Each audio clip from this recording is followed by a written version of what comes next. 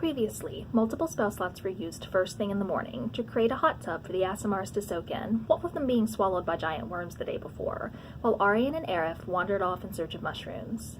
Ceres and Zallar kept watch, eventually hearing footsteps in the distance.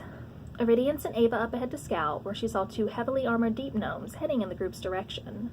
The two of them were on a patrol, but they were young and didn't recognize Zallar since he hadn't been in the Underdark in decades. After some questioning, the guards were convinced that the majority of Nothrum were definitely from the surface and were not a threat. The fact that the bathtub was still right behind them and the Aasimars were only partially dressed for the entire conversation may have played a small role in that. The guards warned them about Zaltor, the exiled deep gnome they'd seen mentioned several times over the past few days, and they emphasized that there was a reward for killing him. After telling the guards about the worms they killed and giving them their names, or at least a name, in the case of Aerith and Zallar, Nothrum moved on. They traveled for the rest of the day, stopping to sleep in the hut when it got late. A giant passed by in the night, tapping and kicking at the hut for a few minutes before growing bored and moving on. The next day, Nothrum traveled for several more hours before reaching an unusually warm cavern with a large chasm in the center of it. The bridge that crossed the chasm was guarded by 3 fire giants, one of whom seemed vaguely familiar. After some discussion of various plans, including one where Arian and Aerith would pretend to be married, they decided to let Arian try to persuade the giants to let them pass. If that didn't work, the hope was that he could get close enough to the giants to use telekinesis on them. The plan lasted an entirety of about 6 seconds before Arian realized that the giants only spoke, well, giant, which neither he nor anyone else in Nothrum understood.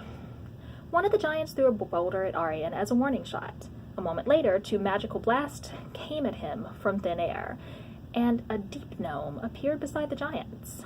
A familiar deep gnome, one that they recognized from the signs they'd been seeing, Zaltor. They quickly realized that his mental state didn't seem to be the soundest. Zallar was surprised to realize that Zaltor was a warlock, as he hadn't been one 30 years earlier when they'd last seen each other. The group fought both Zaltor and the giants, trying to let Zallar handle his fellow gnome as much as possible. After a tough fight, Zallar managed to kill Zaltor. Several members of Nothrum were close enough to see Zallar refer to Zaltor as his brother after making the killing blow, and they were all shocked to notice that he was crying in the aftermath, considering his usual stoic nature. They kept fighting the giants, finally managing to take all 3 of them down. The rest of Nothrum gathered up what items and notes they could find at the giants' camp, giving Zallar some privacy to collect himself. They then moved onwards, Zallar carrying Zaltor's body until they could find somewhere to properly bury him. After finding an appropriate spot, Zallar buried his brother, before heading back to the others to set up a hut. In the aftermath of everything, he seemed much colder than he had in months, more like when he'd first joined the group. Zallar explained to them that he had no idea where Zaltor's magic had come from. They gave him a journal they had found back at the camp, and he looked through it. While it started out fairly normal, talking about the war that had led to both Zaltor and Zallar being exiled, it then began talking about strange whispers in the night, and glowing red eyes, and promises. Zaltor had been searching for 3 items that, when combined, would make him almost unstoppable.